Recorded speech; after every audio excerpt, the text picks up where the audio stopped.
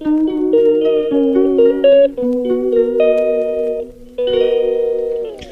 po ako sa tripod ko, pero yung bago kong binili pang ito, okay naman siya, pero ito hindi safe.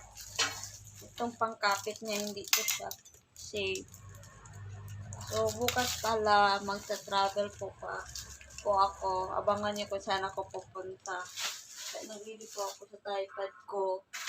Kung ito ba ang dadalhin ko, pero hindi po itong dadalhin. Yung ito na lang yung dadalhin ko, yung isa.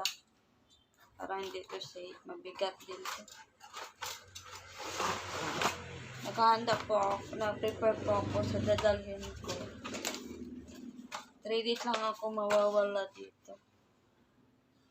3 days ba? 2 days pala. Uuwi na agad pagka Monday. Abangan nyo nga sa vlog kung saan ako pupunta mga Omega. So, sinecheck ko yung tripod kong nabili pero hindi. Ito lang sinadala ko ng tripod. Yun na nga, sira na. Ay, hindi fake. Sira na. Lipit ko na ito mga Omega. Kainis nabili ko.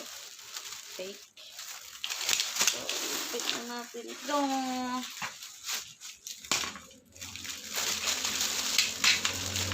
Video muna ako mga Omega. Share ko lang sa inyo na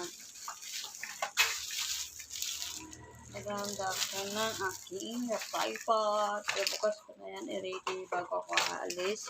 May appointment pa ako bukas. Pagkatapos kung appointment, uuwi ako dito. Diretso na agad ako dun sa Stamo. Doon kami makikita ng kaibigan ng auntie ko.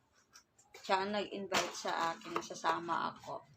And then, nag-decide naman akong sumama. Dahil gusto ko talagang puntahan yun.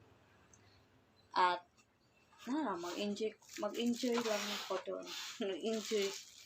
Abangan natin. Kung maganda ba talaga doon yung pupuntahan natin. Abangan nyo sa vlog. So, wait lang mga Omega. Guys, ready na. Ito lang yung super bigat. Ang dala ko. Tapos na ako mag-prepare. So, bukas. Abangan nyo lang bukas. Bye. Good night.